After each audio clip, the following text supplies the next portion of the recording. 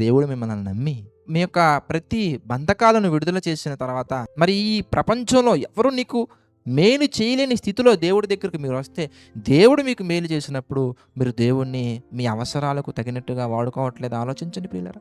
ఇక్కడ దేవుడు మాట్లాడుతున్నారు. ఇదిగో 9 మంది ఎక్కడున్నారు ఇంతకి? వాళ్ళు కూడా శుద్ధులయ్యారు గదా! వాళ్ళకి కూడా స్వస్థత కలిగింది గదా! మరి వాళ్ళు తండ్రి పనిలో ముందుకెళ్ళాలి గదా!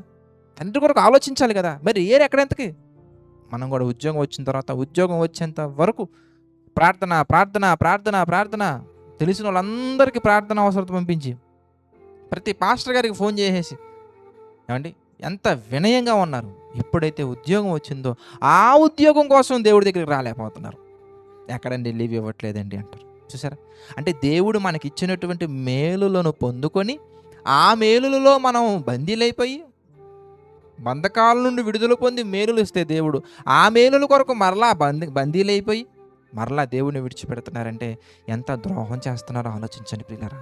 అది వాక్యానుసారమైనటువంటి పద్ధతి కాదు.